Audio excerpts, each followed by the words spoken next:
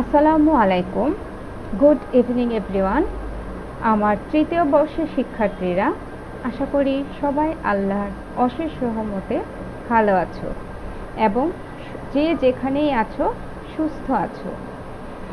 আমি নাসিমা কবির, প্রভাষক, প্রাণীবিদ্যা বিভাগ, মোহাম্মদপুর কেন্দ্রীয় কলেজ, ঢাকা। আমার তৃতীয় বর্ষের সকল শিক্ষার্থীরা যারা আছো, নওশিন, শিলা, জাফরিন, সুরভি, তুলি, ঝুই। ছেলেদের মধ্যে যারা আছো, মিরাজ, ক্লাস কিন্তু করতে হবে বাবা, তুমি তো প্রতিদিন আমার রেগুলার স্টুডেন্টের মধ্যে 1 নম্বরে হচ্ছে মিরাজ। মিরাজ, আলামিন, কাউসার, আশিক, সাজিদ, শাহজাহান, তারপরে যারা হচ্ছে একদমই ক্লাস করতে চায় না তাদেরকেও বলছি, জুবায়ের, রেগুলার এখন হচ্ছে ক্লাসে হচ্ছে মনোযোগ দিতে হবে। তারপরে ফারুক, আরও অনেকে যারা আছো তারা আশা করছি এই ক্লাসটা মনোযোগ সহকারে শুনবে। আচ্ছা, আজকে আমরা কি পড়ব? জাতীয় বিশ্ববিদ্যালয়ের সিলেবাস অনুযায়ী অনার্স তৃতীয় বর্ষের সিলেবাস থেকে আমরা যে কোর্স পড়ব সেটা হচ্ছে ডেভেলপমেন্টাল বায়োলজি অ্যান্ড ইথোলজি। এই ডেভেলপমেন্টাল বায়োলজি অ্যান্ড ইথোলজি থেকে আমরা পড়ব অধ্যায় 1। অধ্যায় 1-এ কি আছে আমাদের দেখো, গ্যামেটোজেনেসিস ও জননকোষ সৃষ্টি। তাহলে চলে যাও, প্রথমে আমরা যেভাবে পড়াশোনা করি, প্রথমে আমরা ক বিভাগটা শেষ করব, যেহেতু হচ্ছে আমরা কিভাবে পরীক্ষায় ভালো করা যায় সেভাবে পড়ব এবং কিভাবে হচ্ছে আমরা একটা এই যে কোর্স এবং এই যে অধ্যায়টা, এটা সম্পর্কে আমাদেরকে জানতে হবে। পড়াশোনা করা মানে এই নয় যে শুধু মুখস্থ করে খাতায় লিখে দিলাম আর নাম্বার পেয়ে গেলাম। কি আমি যে পড়ছি সেটা আমাকে জেনে বুঝে এবং আমি যেন সেটা পরবর্তীতে, যেমন ধরো তোমরা কেউ টিচার হবা, অনেকেই তো টিচার হওয়ার স্বপ্ন দেখো, তাকেও তো পড়াইতে হবে। তার মানে কি, মুখস্থ করে গেলে কিন্তু পরবর্তীতে তুমি সেটা আর পড়াতে পারবা না। ঠিক আছে, তুমিও তোমার স্টুডেন্টকে এভাবে একটা ফিডব্যাক দিতে হবে, তার জন্য একদম বুঝে তারপর পড়তে হবে। আচ্ছা, ক বিভাগে আমরা কি পড়ব? গ্যামেটোজেনেসিস কাকে বলে, স্পার্মাটোজেনেসিস কাকে বলে, ওজেনেসিসের সংজ্ঞা, সার্টলি কোষ এবং স্পার্মিওজেনেসিস কি। এই 5টা হচ্ছে আমাদের ক বিভাগের জন্য ভেরি ভেরি ইম্পর্টেন্ট কোশ্চেন। চলে আসো তাহলে, গ্যামেটোজেনেসিসটা কি? গ্যামেটোজেনেসিস হচ্ছে এমন একটা প্রক্রিয়া যে প্রক্রিয়ায় ডিপ্লয়েড সংখ্যক কোষ থেকে, ডিপ্লয়েড সংখ্যক জার্মিনাল কোষ অথবা মাতৃকোষ থেকে হ্যাপ্লয়েড সংখ্যক শুক্রাণু এবং ডিম্বাণু কোষ, যেটাকে আমরা বলে থাকি জনন কোষ, উৎপন্ন হয়, তাকে আমরা বলবো গ্যামেটোজেনেসিস। আমি একদম সহজ করে বলি, যে প্রক্রিয়ায় ডিপ্লয়েড সংখ্যক জনন মাতৃকোষ থেকে হ্যাপ্লয়েড সংখ্যক জনন কোষ অর্থাৎ শুক্রাণু এবং ডিম্বাণু উৎপন্ন হবে, তাকে আমরা বলবো হচ্ছে গ্যামেটোজেনেসিস। অথবা তুমি আরও একটু সহজ করে আমি বলি, দেখো, শুক্রাণু এবং ডিম্বাণু উৎপন্নের প্রক্রিয়াটাকেই বলা হয় হচ্ছে গ্যামেটোজেনেসিস, অথবা জনন কোষ উৎপন্ন হওয়ার প্রক্রিয়াকে বলা হয় গ্যামেটোজেনেসিস। এরপরে চলে আসো হচ্ছে আমাদের স্পার্মাটোজেনেসিস কি। স্পার্মাটোজেনেসিস হচ্ছে এমন একটা প্রক্রিয়া, মানে যে প্রক্রিয়ায় ডিপ্লয়েড সংখ্যক, ডিপ্লয়েড মানে আমরা জানি কি 2n, ডিপ্লয়েড সংখ্যক জনন কোষ অথবা তুমি বলতে পারো প্রিমোডিয়াল কোষ অথবা জার্মিনাল কোষ থেকে প্রথমে কি হবে, মাইটোসিস বিভাজন হবে, তারপরে মিউটিক বিভাজনের মাধ্যমে হ্যাপ্লয়েড সংখ্যক ক্রোমোজোম বিশিষ্ট যে কোষটা উৎপন্ন হবে, অর্থাৎ শুক্রাণু উৎপন্ন হয়, তাকে আমরা বলবো হচ্ছে স্পার্মাটোজেনেসিস। আর এই প্রক্রিয়া এই সম্পূর্ণ প্রক্রিয়াটাই হয়ে থাকে কোথায়? শুক্রাশয়ে ঘটে থাকে। একদমই সংক্ষেপে বলি আমি, একদম সহজ করে, শুক্রাণু উৎপন্নের প্রক্রিয়াকেই আমরা বলবো স্পার্মাটোজেনেসিস। এরপরে চলে আসো আমাদের ওজেনেসিস। ওজেনেসিস হচ্ছে যে প্রক্রিয়ার মাধ্যমে ডিপ্লয়েড সংখ্যক জননমাতৃ কোষ থেকে হ্যাপ্লয়েড সংখ্যক জনন কোষ অর্থাৎ ডিম্বাণু কোষ উৎপন্ন হবে অথবা ডিম্বাণু উৎপন্ন হবে তাকে আমরা বলবো ওজেনেসিস। যেমন ধরো সহজেই বলি আমি, ডিম্বাণু উৎপন্নের প্রক্রিয়াটাই হচ্ছে ওজেনেসিস, এবং এই সম্পূর্ণ প্রক্রিয়াটাই কোথায় ঘটবে? ডিম্বাশয়ে ঘটবে। তারপরে চলে আসে হচ্ছে সার্টলি কোষ। ইম্পর্টেন্ট একটা কোশ্চেন দেখো, সার্টলি কোষ হচ্ছে সাধারণত কোথায় থাকে? পুরুষ প্রাণীর শুক্রাশয়ের সেমিনিফেরাস নালিকায় থাকে, এবং এই কোষগুলোর কাজ হচ্ছে স্পার্মাটোগোনিয়ামকে পুষ্টি সরবরাহ করা। আমি একদম ডেফিনেশন যেভাবে দেয় সেভাবে বলি যদি, তাহলে শোনো, যেই কোষগুলো স্পার্মাটোগোনিয়ামকে পুষ্টি সরবরাহ করবে তাকে আমরা বলবো সার্টলি কোষ। এরপরে চলে আসে হচ্ছে স্পার্মিওজেনেসিস। স্পার্মিওজেনেসিস হচ্ছে পুরুষ জার্মিনাল কোষ বা জননমাতৃ কোষ থেকে স্পার্মাটিড উৎপন্ন হওয়াকে কি বলি আমরা? স্পার্মাটিড সৃষ্টি। এবং এই যে স্পার্মাটিডটা যে শুক্রাণুতে পরিণত হয় সেটাকে আমরা বলবো স্পার্মিওজেনেসিস। আচ্ছা, আমি বলি, স্পার্মাটোজেনেসিস প্রক্রিয়ায় উৎপন্ন হবে হচ্ছে স্পার্মাটিড। এই স্পার্মাটিড উৎপন্ন হওয়াটাকে আমরা বলবো স্পার্মাটিড সৃষ্টি। কিন্তু পরবর্তীতে এই স্পার্মাটিডটা যখন শুক্রাণুতে পরিণত হবে সেই প্রক্রিয়াটাকে আমরা কি বলবো? স্পার্মিওজেনেসিস। এরপরে চলে আসা হচ্ছে আমাদের এই অধ্যায় থেকে, অর্থাৎ গ্যামেটোজেনেসিস এবং জননকোষ সৃষ্টি থেকে খ বিভাগ থেকে তেমন কোনো কোশ্চেনই আসবে না। একটা কোশ্চেন আছে, সেটা আমি তোমাদের পরবর্তী ক্লাসে পড়িয়ে দেব। আজকে আমি চলে যাব গুরুত্বপূর্ণ এবং ভেরি ভেরি ইম্পর্ট্যান্ট একটা কোশ্চেনে। সেটা হচ্ছে গ বিভাগের একটা কোশ্চেন, যেটা নাম্বার থাকবে কত? 10। যেমন দেখো কোশ্চেনটা কি,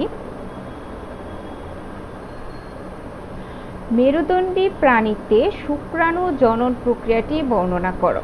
অথবা এই কোশ্চেনটা কিভাবে আসতে পারে, দেখো অন্যভাবেও আসতে পারে, সেটা আমি বলে যাচ্ছি।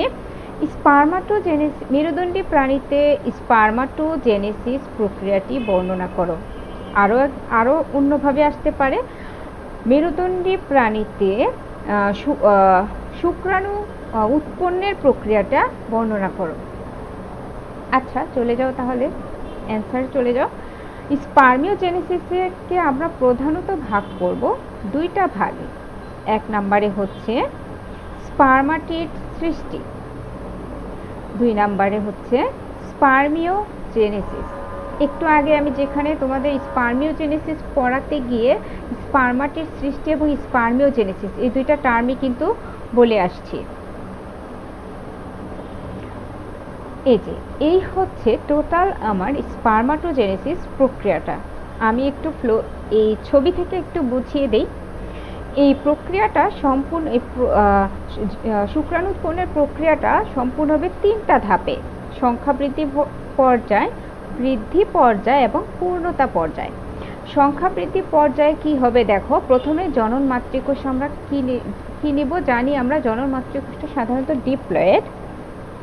সেখান থেকে মাইটোসিস কোষ বিভাজনের মাধ্যমে প্রথমে 2টি, তারপর 4টি, তারপর 8টি স্পার্মাটোগোনিয়া উৎপন্ন হবে।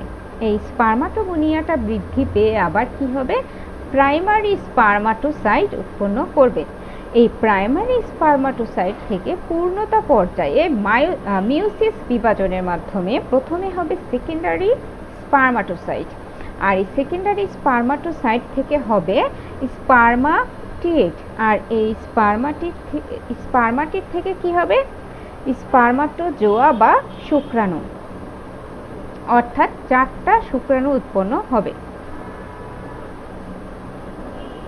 দেখো তাহলে স্পার্মাটিড সৃষ্টিটা কিভাবে হচ্ছে।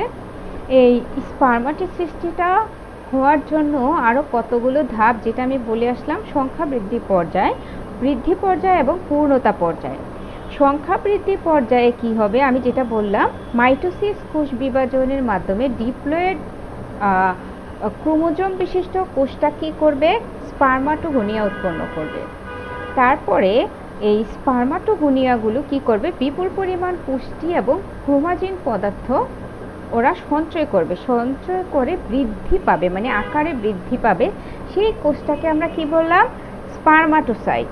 তারপর পূর্ণতা পর্যায়ে এই স্পার্মাটোসাইট থেকে আমাদের কি উৎপন্ন হচ্ছে, মিওসিস অথবা মিওটিক বিভাজনের মাধ্যমে আমাদের মোট 4টি স্পার্মাটিড উৎপন্ন হবে। কয়টি হবে, 4টি স্পার্মাটিড উৎপন্ন হবে। দেখো আমি তাহলে কি বললাম, সংখ্যা বৃদ্ধি পর্যায়ে তাহলে আমি কি প্রোডাক্ট পেলাম, স্পার্মাটোগোনিয়া। বৃদ্ধি পর্যায়ে আমি কি পেলাম, স্পার্মাটোসাইট। পূর্ণতা পর্যায়ে আমি কি পেলাম, 4টি স্পার্মাটিড। আর দেখো সংখ্যা বৃদ্ধি পর্যায়ে কিন্তু আমার মনে রাখতে হবে, সংখ্যা বৃদ্ধি পর্যায়ে আমার কি কি প্রক্রিয়ায় বিভাজিত হয়েছে, মাইটোসিস। বৃদ্ধি পর্যায়ে তো ওরা ক্রোমাটিন পদার্থ সঞ্চয় করে বৃদ্ধি পেল। পূর্ণতা পর্যায়ে কি হয়েছে দেখো, মিওসিস বিভাজনের মাধ্যমে 4টি স্পার্মাটিড উৎপন্ন হয়েছে। প্রক্রিয়াটা কি, কোন প্রক্রিয়ায়, মাইটোসিস কোষ বিভাজনের কোন বিভাজনের ধাপে কোথায় কোন বিভাজনটা হবে সেটা কিন্তু আমাদের মনে রাখতে হবে। যেমন ধরো পূর্ণতা পর্যায়ে কি হবে, মিওসিস। তারপরে চলে আসো লাস্ট স্টেপে, স্পার্মিওজেনেসিস। এই স্পার্মিওজেনেসিস থেকে সক্রিয় শুক্রাণুতে উৎপন্ন হওয়ার জন্য আবার 4টি ধাপ অতিক্রম করে আসতে হবে। কাকে, স্পার্মাটিডকে। কারণ ওখানে আমরা কি পেলাম, স্পার্মাটিড পেলাম 4টা। এই 4টা স্পার্মাটিডকে শুক্রাণুতে উৎপন্ন হওয়ার জন্য আরও 4টা ধাপ অতিক্রম করতে হবে। 1 নম্বরে দেখো কি ধাপ, নিউক্লিয়াসের পরিবর্তন। 2 নম্বরে হচ্ছে অ্যাক্রোজোম সৃষ্টি। 3 নম্বরে হচ্ছে অক্ষীয় সূত্র বা ফ্ল্যাজেলাম গঠন। 4 নম্বরে হচ্ছে মধ্যাংশ গঠন। দেখো প্রথমে তাহলে চলে আসো, আমরা কোথায় চলে গেলাম, নিউক্লিয়াসের পরিবর্তন। নিউক্লিয়াসের পরিবর্তন ধাপে কি হবে, ডিএনএ ছাড়াও এই ধাপে নিউক্লিওলাস, আরএনএ এবং বেশিরভাগ প্রোটিন ও সম্পূর্ণ তরলটা কি হবে, অপসারিত হয়ে যাবে। এবং নিউক্লিয়াসের আকারের ওপরেই কিন্তু শুক্রাণুর মস্তকের আকারটা নির্ভর করে। এরপরে চলে আসা হচ্ছে অ্যাক্রোজোম সৃষ্টি। অ্যাক্রোজোম সৃষ্টির শুরুতেই কি হবে, গোলগি বস্তুগুলো শুক্রাণুর নিউক্লিয়াসের কি হবে, নিউক্লিয়াসের একদম সম্মুখ দিকে চলে যাবে এবং পরবর্তীতে 1টি বা 2টি গহ্বর হতে থাকে এবং উক্ত গহ্বরের মধ্যে প্রোঅ্যাক্রোজোমাল গ্র্যানুল বা দানা সৃষ্টি হয়। গ্র্যানুল অথবা কি দানা সৃষ্টি হবে এবং হচ্ছে দ্বিতীয় লাইপোপ্রোটিনের আবরণ অ্যাক্রোজোমকে আবৃত করে টুপির মতো একটা আকৃতি ধারণ করে। তারপরে চলে আসা হচ্ছে 3 নম্বরে কি ছিল, অক্ষীয় সূত্র বা ফ্ল্যাজেলাম গঠন।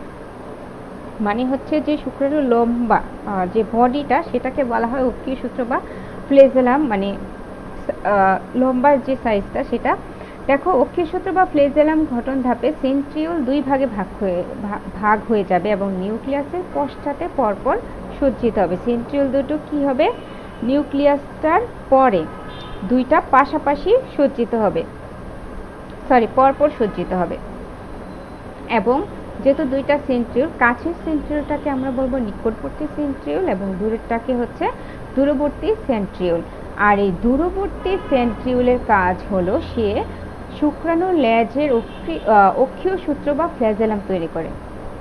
এই 2টা সেন্ট্রিওল তো আমরা পেলাম, সেখান থেকে দূরবর্তী যে সেন্ট্রিওল, ওই সেন্ট্রিওল কি করবে, শুক্রাণুর লেজের অক্ষীয় সূত্র বা ফ্ল্যাজেলামটা তৈরি করবে। এরপর চলে আসো 4 নম্বরে মধ্যাংশ গঠন। মধ্যাংশ গঠনে কি করবে, শুক্রাণুর মস্তক এবং হচ্ছে লেজের সংযোগস্থলে, যেহেতু আমরা মধ্যাংশ গঠন করছি, মস্তক এবং লেজের সংযোগস্থলে মাইটোকন্ড্রিয়া বিন্যস্ত হয়ে প্রথমে একত্রিত হয়ে যাবে এবং পরবর্তীতে একটা প্যাচ খাবে। প্যাচকে কি হবে, মধ্যাংশটা গঠন করবে। আর এই মধ্যখণ্ডের বেশিরভাগ সাইটোপ্লাজমই কি করবে, সার্টুলি কোষ দ্বারা কোষভক্ষণ প্রক্রিয়ার মাধ্যমে কি হবে, গৃহীত হয়ে যাবে। এই হচ্ছে আমাদের স্পার্মাটোজেনেসিসের পুরো প্রক্রিয়াটা। এটার জন্য কত নাম্বার থাকবে, 10 নাম্বার। এটা সবাই আমরা এই ছবিটা আমরা সবাই এঁকে দিব এবং হচ্ছে এইভাবে ঘর করে 3টা প্রথমে ঘর বানিয়ে নেব, তারপরে হচ্ছে সুন্দর করে ছবি এঁকে সংখ্যা বৃদ্ধি পর্যায়, পূর্ণতা পর্যায়, এই 3টা পর্যায় সুন্দর করে উল্লেখ করতে হবে। তারপর কোথায় মাইটোসিস বিভাজন হচ্ছে, কোথায় মিউসিস বিভাজন হচ্ছে সেটাও লিখে দিতে হবে কিন্তু সুন্দর করে, তাহলেই আমরা 10-এ 10 পাবো।